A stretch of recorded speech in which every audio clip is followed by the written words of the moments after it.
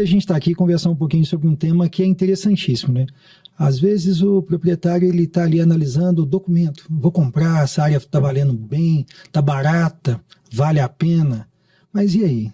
A localização, a isodeclividade, as questões ambientais, está em zona de amortecimento de unidade de conservação, não está? E depois que comprou? O que fazer? Então essa é um pouquinho do nosso bate-papo para que o empreendedor entenda aquilo que está comprando, não só o documento, mas o objeto. Tá? E que primeiro passo que ele dá, Charles, nessa análise aí, né? Você falou de vários fatores que tem que ser observados. O mais interessante é quando, às vezes, chega o cliente na Geoline, eu estou com essa área. Documento dela eu já analisei, está ok, tem certidão vintenária, não tem nenhum objeto de pé, não tem nenhum ônus, ela está muito boa, vou comprar. Analisa para a gente, para ver o que dá para fazer. Aí a primeira pergunta que a gente faz, a gente reporta ao cliente, qual é o seu objetivo? Né? Porque às vezes a área está num zoneamento industrial e o objetivo dele é fazer residencial. Às vezes ele quer fazer um empreendimento predial e a área é unifamiliar. Às vezes ele quer um aproveitamento de quase 100% e a área tem APP. Às vezes ele não analisou que a área tem um CAR que está no meio da área que ele está escolhendo para fazer o parcelamento. Então são várias nuances. Então, qual é a primeira questão? A gente perguntar para o cliente, ou o cliente ter em mente qual é o objetivo que ele quer na aquisição de uma área, seja para incorporação ou parcelamento. Primeira questão, então é uma dúvida que ele tem que se responder. Olha, o mercado está para multifamiliar. Se o mercado está para multifamiliar, eu quero adensar essa área. O zoneamento me permite, porque às vezes a área é muito boa, tem ali uma condição, ela está pronta, próxima de uma urbanização. Ali, né? Ela já a gente chama de, ela é parede e meia com a área urbana consolidada. É óbvio, né? Esse é o melhor negócio do mundo. Mas quando vai olhar, a pessoa tem que entender que ele é unifamiliar, ou seja, eu só vou ter uma família em cada gleba parcelada, em cada lote. Atende a ele, comercialmente falando, se ele fez o cálculo todo do VGV em relação a um multifamiliar em que iria colocar um prédio ou um mix de loja, esse novo processo atende? Então, o que a gente indica é, primeiro, analisa o zoneamento. Então, aí nós estamos falando de uma análise urbanística. Urbanística. Né? Ela tem que começar no urbanístico para depois a gente ir para o ambiental. Porque o urbanístico é mercado. Sim. Se atender mercadologicamente o produto, né, se aquele imóvel está ali em uma região de um adensamento que se adequa ao princípio norteador do empreendedor, olha, meio caminho andado. Mas aí vamos nas questões ambientais. Às vezes a área é muito boa, ela está de frente, mas ela tem uma declividade muito acentuada. E às vezes essa declividade é tão acentuada que eu tenho APP de inclinação. Né? Aí a gente indica isso ao cliente. Vamos analisar. O primeiro fator é a gente fazer uma topografia, que a gente chama de topografia cadastral, com isodeclividade. Charles, mas previamente teria que fazer isso? Para uma compra assertiva, o ideal é que se faça. Por quê? Com a isodeclividade eu vou saber o zoneamento, as zonas internas de ocupação acima de 47% de inclinação que o nosso decreto estadual veda. Que é muito próprio daqui de Minas Gerais, né, Charles? Minas Gerais só tem 2 tipos de área. A que tem descida ou subida, depende de onde você está olhando. Às vezes não é um lote que o cara compra, o cara compra uma vista, né? Eu brinco que o triângulo não é Minas. O triângulo é mais São Paulo do que Minas. Chegando no triângulo, Minas Gerais só tem 2 tipos de terreno. O que tem subida ou o que tem descida, depende de onde que você está olhando. Então, a gente tem que ter esse cuidado. E hoje, principalmente com a organização dos municípios, que antigamente aprovavam um papel plano. E os municípios já trabalham hoje com uma técnica de isodeclividade. Eles pedem justamente um visual de gradatividade. Tem município que pede de 0 a 10, 10 a 20, 20 a 30, 30 a 47%. E em alguns casos, as legislações municipais obrigam que entre 30 a 47% de inclinação tenha ali no mínimo 3 lotes.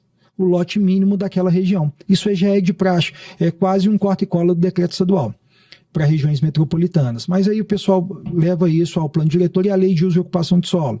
Então, se esse imóvel que eu estou, obviamente, analisando está com muita área entre 30% e 47% de inclinação, e eu tenho que colocar ali um lote de 3 vezes o mínimo da região, às vezes 600 metros, me atenderia? Primeira questão que eu tenho que me perguntar. Depois a isodeclividade, que a gente tem que fazer uma análise que a gente chama análise cadastral. tem que cadastrar todos os pontos daquela área.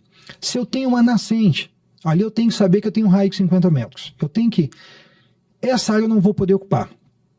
Só que toda nascente a água corre. Então, ao longo desse córrego, por menor que seja, ali eu estou falando de uma área de 30 metros para um lado e 30 metros para o outro.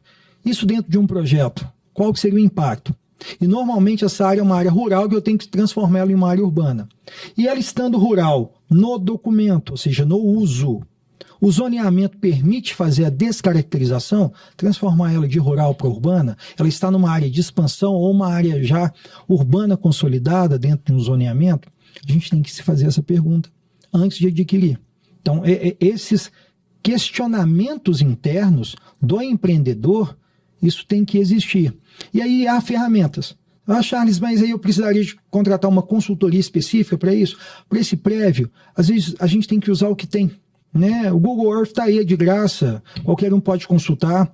E as ferramentas do IDE. IDE aqui em Minas, e quase todos os estados hoje têm um sistema de interpretação geomorfológica, principalmente ambiental. No caso nosso, a gente tem o IDS-ZEMA, em que eu posso inserir aquele meu perímetro, que eu vou estar adquirindo. Então, a primeira coisa, eu tenho que fazer esse perímetro no computador, no Google, ou alguma ferramenta.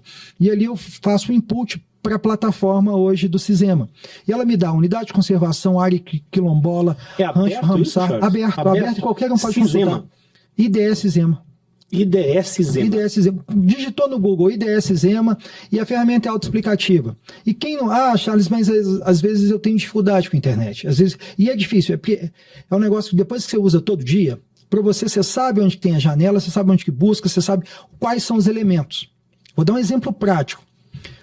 Muitos empreendedores compram áreas aqui no quadrilátero, que o bioma é Mata Atlântica. Quando ele faz o CAPEX do empreendimento, ele não leva em conta que hoje eu tenho que compensar não só a supressão da via, mas dos lotes. E essa compensação são 2-1. Então, se eu comprei uma área de 40 hectares, tirando o que eu vou manter de área verde, mais ou menos 20% dessa área, eu tenho que compensar o dobro. Então, eu estou falando aí, de 40 hectares, eu tirei 8, eu tenho que compensar 34 hectares. E muitas vezes essa Mata Atlântica não é aquela Mata Atlântica que a gente espera, assim, robusta, adensada, não. Na verdade, ela é quase uma graminha ali, que é caracterizada. Na nossa região aqui, Rio Acima e Nova Lima... Nova Lima é um exemplo. O Campo Ferruginoso, que é associado à Mata Atlântica. Visualmente, o proprietário, nossa, tá ótimo, aqui esse capinzinho aqui... ainda acha que é capim brequiário. Às vezes é meloso, é específico daquela região, é aquele campo ferruginoso que quase não nasce nada e aquele é Mata Atlântica. E você sabe onde que acha campo ferruginoso para compensar? Não acha. A maioria deles tem direitos minerários em cima, porque é justamente onde está o ferro. E aí, como que você faz? Depois de tudo pronto, você comprou a área, está empreendendo, já gastou muito com o projeto, vai compensar onde? O ideal mesmo é que a gente consiga deixar dentro do próprio imóvel, mas aí vale uma questão de ocupação. Eu tenho projetos lá de clientes que falam, Charles, o que a gente consegue compensar no próprio imóvel e eu não precise compensar fora? A gente trabalha com projetos em que essa área intacta de Mata Atlântica fique no próprio lote. Mas eu estou falando de um lote no mínimo de 1.000 metros, que eu ainda tenho ali, querendo ou não, 500 metros e 500 metros dá para se adensar, dá para construir, pelo menos uma casa de 2 pavimentos bem grande. Então, são soluções que às vezes o projeto fica ambientalmente mais agradável, mas vai depender do quê? Qual que é o meu perfil? O meu perfil é habitação, primeira moradia com adensamento baixo para um público de uma classificação um pouco mais pujante, um valor aquisitivo um pouco maior. Encaixa. Já para o público de baixa renda, como que eu faço essa compensação dentro do próprio lote de 240 metros? Ele vai respeitar? Porque ele tem uma necessidade de habitação. Então, às vezes, eu não conseguiria fazer isso dentro de determinado Mas pelo público. que você está colocando, então... Raquel, estou tomando a frente disso, fica à vontade, tá? Aqui a gente está nos nossos valores de descontração e bate-papo. De todos, o bioma é o mais arriscado nessa análise? Mata Atlântica é o mais arriscado. Porque, por exemplo, você está falando aí, eu vou desenvolver um loteamento para classe mais econômica, vamos colocar assim. Isso. É impensável, então, eu fazendo uma área de Mata Atlântica. Se você tiver hoje uma área adjacente na região metropolitana, com um custo barato, uma área dentro de unidade de conservação com um custo barato, analisa antes e compra antes essa área, porque ela está sendo inflacionada. O interessante é que essa parte de compensação, ainda eu vim do órgão ambiental, fui da Unesco, emprestado ao IEF, e quem criou essa parte de compensação de reserva legal e compensação de área dentro de unidade de conservação fui eu, porque eu vi esse problema na prática, eu trabalhava com regularização fundiária. E o que é interessante, só abrindo um parêntese aqui, isso é interessante para o empreendedor pegar esse gatilho, porque de custo vai desonerar muito. Vamos supor que eu faça essa compensação em uma área, uma fazenda que eu adquiri, também com Mata Atlântica. Essa mesma fazenda não vai ser projeto de parcelamento no futuro, ela vai servir só para compensação. E o meu projeto ele tem início, meio e fim, por isso que no loteamento eu crio o SPS, Sociedade de Propósito Específico. Vendi o último lote, encerrou a sociedade. Vendi o último lote. E quem vai tomar conta dessa área que eu fiz a compensação para aquele loteamento que eu já não tenho mais nada, nem um pedacinho de terra? Rua é do município e lote, cada uma unidade individual. Eu fico corresponsável por cuidar daquilo o resto da vida e mais 6 meses. E ninguém quer isso. Mais 6 meses. Essa conta foi ótima. Eu tenho prazo de inventário para passar para os filhos. Eu brinco muito com isso. Empreendedor, você vai comprar essa área, você vai manter o resto da vida, mas você olha porque mais 6 meses. Porque o resto, você abrir o inventário, já ter ali os herdeiros para tomar conta para você. Porque não adianta. Então, quando a gente aconselha, gente, faz essa aquisição em unidade de conservação de proteção integral. Por quê? Primeiro porque a lei autoriza tanto o nosso Código Florestal Estadual, Federal, quanto a Lei da Mata Atlântica. Se eu adquiro essa área dentro de unidade de conservação, eu faço a doação ao órgão gestor. Se é um parque estadual, IF, se é um parque federal, ICMBio, se é um parque municipal, normalmente a Secretaria de Meio Ambiente do município. Então eu adquiro essa unidade. Na maioria das vezes ela é carente de regularização, ou seja, o Estado cria, o município cria, ou a União cria, mas não indeniza. Então quem está lá não pode produzir, porque é um parque, que é uma unidade de conservação de proteção integral. Eu já estou lá, não posso produzir. Qual que é a minha única saída? Vender para compensação. Seja ela minerária, que também é uma atividade que, independente de ser Mata Atlântica ou não, pela atividade minerária, o minério de ferro eu tenho que fazer essa compensação, 1 para 1. E no caso de Mata Atlântica, 2 para 1. Então, se eu tenho ainda se o loteamento está difícil, imagina a mineração. A mesma ADA, ou seja, a área diretamente afetada. Se eu tenho 10 hectares, eu compenso 30. 1 para atividade minerária e 2 para Mata Atlântica, se estiver no bioma de Mata Atlântica. Tá? Então, tem que olhar. Então, isso é CAPEX, isso é pré-orçamento de implantação. Hoje, o empreendedor que não fizer isso, ele está fora do mercado. Porque antigamente a gente brincava, loteamento aceita desaforo. Hoje não aceita mais, não. Então, você tem que fazer a conta antes. Então, por isso que é interessante fazer essa aquisição em uma unidade de conservação e doar ao órgão gestor, porque eu fico isento da manutenção. E esse custo de isenção da manutenção, ele é incalculável. Pode ser que eu tenha que manter um caseiro por 30, 60, 50 anos para vigiar uma área que eu já não tenho mais o uso da área. Às vezes criar uma RPPN, ainda uma reserva particular do patrimônio natural, que é um parque privado para o resto da vida.